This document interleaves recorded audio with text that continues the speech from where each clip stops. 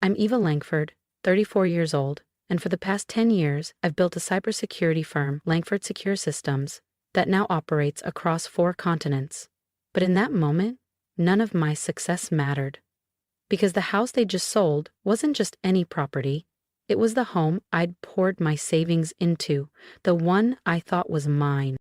We accepted a very generous offer, my mother's email read, her tone practically glowing through the screen. Much better than whatever down payment you contributed. The paperwork is signed. It's a done deal. I sat frozen in my hotel suite, overlooking the Spree River, as the reality sank in. 5 years of mortgage payments, taxes, and repairs gone. And why? Because my parents had insisted on keeping the deed in their name. Just until your business stabilizes, they'd said. It was supposed to be a formality, a gesture of trust. They sold it while I was overseas, without telling me. I left the meeting room, muttering apologies in German to the bewildered EU officials. In the corridor, beneath a Bauhaus-style skylight, I called home. My mother picked up, her voice syrupy as ever. "Oh, Eva, did you get the news? Isn't it wonderful? We finally sold that old place." "That old place was my home," I said, keeping my voice measured. "You're being overdramatic," she sighed. "You were never there, always off somewhere in Europe or Asia with your tech thing." My tech thing. If only she understood. "We needed the funds," she continued. "Langford Innovations has had a rough quarter. Your father and Michael are doing all they can, but..." My brother Michael, their golden child, had been appointed CTO without ever building a single line of code. And now, apparently, their financial crisis was reason enough to cash out what I had worked for. "And where exactly do you expect me to stay when I return?" I asked coldly. "Well," she said brightly, "your old room's still there, just like when you were in high school. We even kept your trophies on the shelf." I nearly laughed. That room had been a shrine to their expectations, one I had tried to escape my entire adult life. "I have to go," I said, already ending the call. Back inside the conference room, I straightened my jacket and returned to the negotiating table. On the screen behind me was the final clause, Langford Secure Systems' acquisition of Morris Tech, the very company my parents were trying to save. No one at that table knew yet that I'd be their new CEO, not even my family. The irony? They sold my house behind my back to save a company that now reports directly to me. While my parents were selling my house to save their failing tech company, I was here in Berlin, quietly orchestrating the most calculated corporate takeover of my life. You see, Langford Innovations, my parents' legacy, wasn't just struggling, it was sinking, and I knew exactly why. Over the past 12 months, under the banner of anonymous shell firms and silent investors, I had been methodically purchasing their outstanding debt, piece by piece. I had leveraged every missed payment, every desperate loan, and every risky vendor extension, all while they believed I was off managing my little cybersecurity thing. In truth, I was the founder and CEO of Langford Secure Systems, one of the most aggressive cyber consulting and acquisition firms in Europe. We didn't just protect systems, we acquired the broken ones. We rebuilt or dismantled depending on the value. My phone vibrated. A message from Michael. "Heard about the house. Sorry, Eva, but you know how it is. Business is business." Business is business. That phrase had followed me like a curse. It was their excuse for pulling my college fund to float the company, their reason for borrowing from my savings without consent, their justification for every betrayal dressed in spreadsheets and ROI. I typed back only 2 letters. Then I turned to Herr Newman, my legal counsel and partner in the acquisition. "Are the contracts finalized?" I asked in flawless German. He pushed the file across the polished glass table. "Everything is ready, Frau Langford. By next month, you will hold full controlling interest in Langford Innovations." I signed. Each stroke of my pen etched a chapter of poetic justice. This wasn't just about business. It was about reclaiming everything they took, from my financial independence to my dignity, and now even my home. The irony was rich. The sale of my house helped fund their company's last gasp which I now own. I turned to my assistant. Book my flight to London, it's time to visit the family. The next 3 weeks flew by in a blur. NDAs, restructuring meetings, rebranding plans. I took a suite at the Corinthia, declining every call and message from my mother. Let them think I was licking my wounds. Let them believe their betrayal had silenced me. They had no idea I was planning my arrival. The morning of the board meeting, I stood in front of the mirror. My tailored navy blazer hugged my shoulders, my heels sharp enough to cut glass. I didn't see their daughter anymore. I saw their reckoning. With my briefcase in hand, I arrived at the headquarters of Langford Innovations. The security guard, an older man who used to greet me with "Little Langford," looked up from his desk. He blinked. "Miss Eva?" I smiled politely. "Mrs. Langford, I'm here for the board meeting." He buzzed me in. It was time. If you've ever been underestimated, dismissed, or quietly preparing your own comeback, hit subscribe. Because in the next chapter, they won't just see Eva walk into the boardroom, they'll watch her take the seat at the head of the table. He was already on Langford Secure Systems payroll. Like many of the senior engineers and analysts my parents still believed were loyal to them. The elevator to the executive suite moved slowly, each floor bringing me closer to the moment I had waited for my entire adult life. Every ding of the passing floors echoed with memories. The scholarships I applied for because they wouldn't help with tuition, the hours I spent coding late into the night while they laughed at that little tech phase, the betrayal of selling the home I paid for because their company needed it. The elevator doors opened. I stepped onto the top floor of Langford Innovations. My mother's laugh echoed down the hallway, light, practiced, oblivious. She was probably seated in the boardroom where the directors were gathering to discuss the anonymous entity that had just become the majority shareholder. I paused, inhaled deeply, and smoothed the front of my blazer. It was time they met the real Eva Langford. As I approached, I could hear the tension behind the frosted glass door. My father's voice, still laced with entitlement. "This is a mistake. Some faceless corporation doesn't get to just take Langford Innovations. We built this." Michael's voice followed, nervous and clipped. "Dad, I checked the filings myself. Langsack Holdings now owns 52% of the company. They've absorbed our debt. The CEO's scheduled to meet us this morning." My mother's voice rang with forced cheer. "Whoever it is, we'll work it out. We always do." I chose that moment to open the door. Every board member turned to look at me. My father's expression twisted immediately into irritation. "Eva, this meeting's confidential. Whatever issue you have with the house, we'll discuss later." I set my briefcase calmly on the table. "Actually, I'm right on time. You're meeting the CEO of Langsack Holdings at 10 a.m., aren't you?" Michael blinked at his watch. "Yes, but they're not here." I met his eyes and gave a small smile. "Actually, she is. I'm here." I opened the briefcase and slid out the signed contracts, laying them in front of the stunned board. "I'm the CEO of Langford Secure Systems. We acquired all controlling interest in Langford Innovations." Silence. Then, crash. My mother's champagne flute shattered on the floor. My father's face drained of color. Michael's mouth opened, closed, then stammered.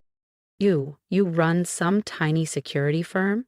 You're not. You can't be." "Can't be what, Michael?" I said quietly. "Competent? Strategic? Worth more than a dinner guest?" I looked him dead in the eye. "You didn't see me coming because you never looked. But I'm here, and I own your company." My father reached for the documents with shaking hands. This can't be real. This is a joke." "No, Dad," I said, "this is business, and you taught me that." "It has to be a joke," my father said again, clutching the contract with white knuckles. "Like the joke of selling my house while I was overseas?" I replied calmly. "Or the joke of raiding my college fund without asking? Or maybe the best one, spending the last decade telling everyone I was a failure while I was quietly building a global empire."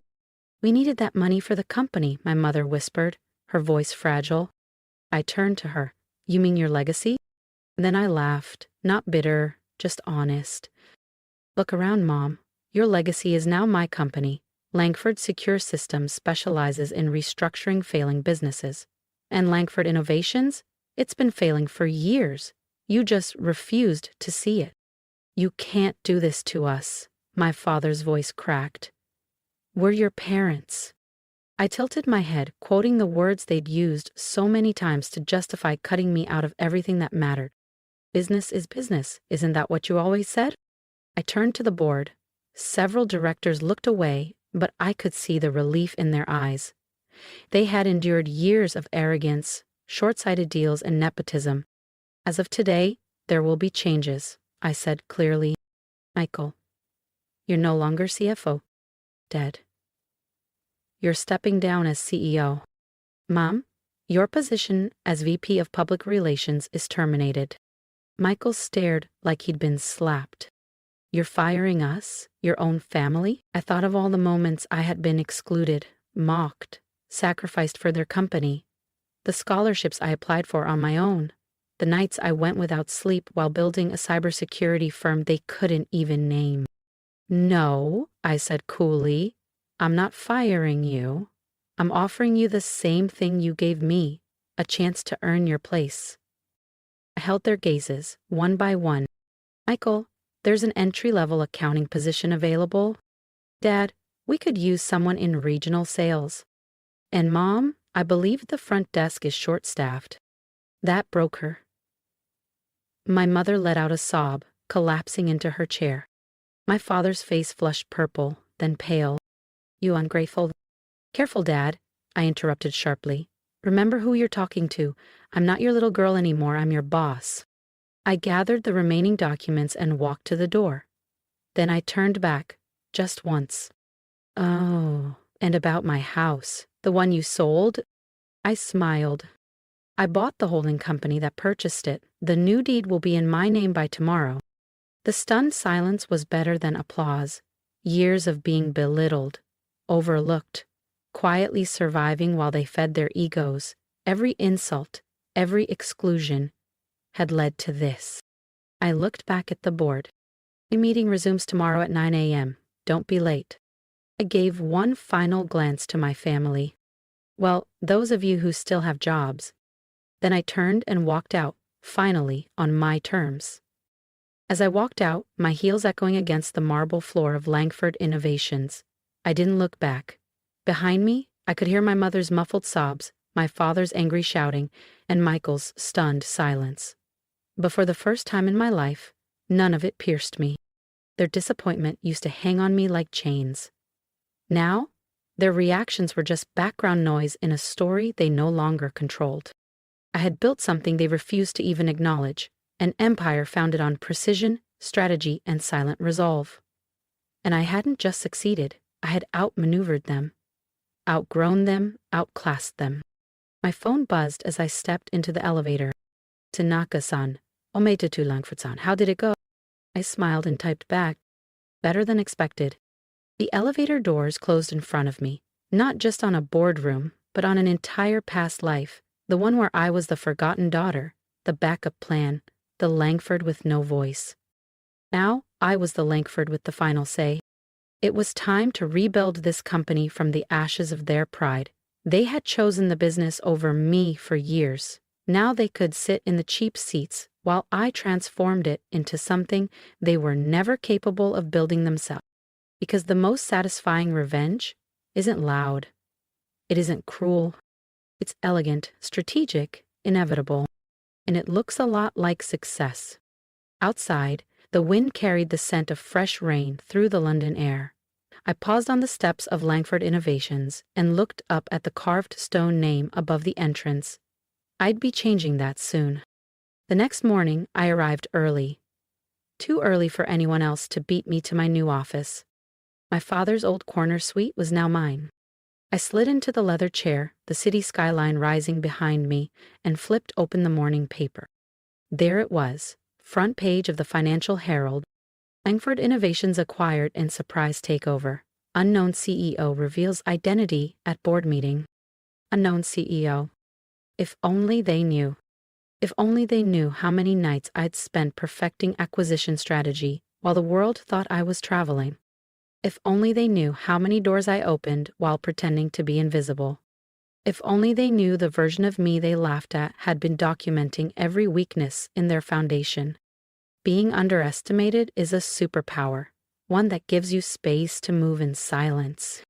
I picked up the office phone and dialed a familiar number. Langford Realty, came the receptionist's voice. Hi, I said, a hint of amusement in my tone.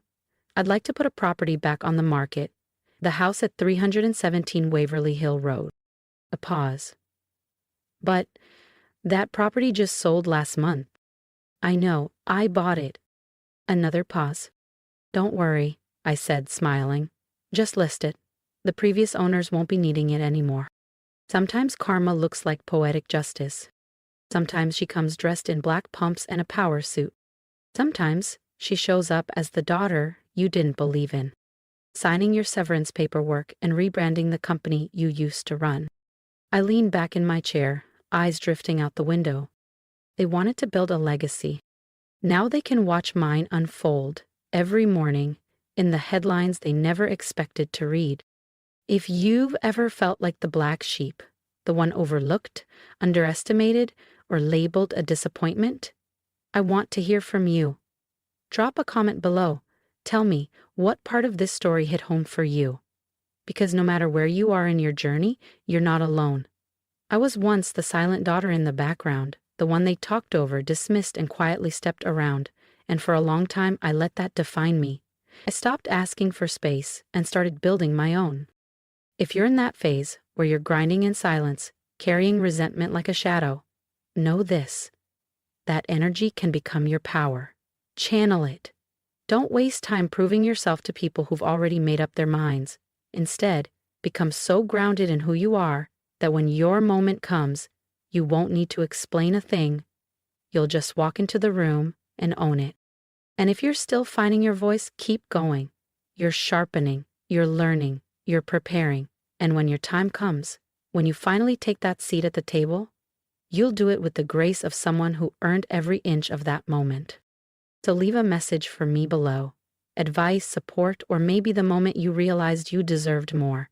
And if this story reminded you of your own strength, hit subscribe. Not just for me, but for every quiet fighter out there turning their pain into purpose. We don't need permission. We don't need applause. We just need one moment to rise. And when we do, we rise for good.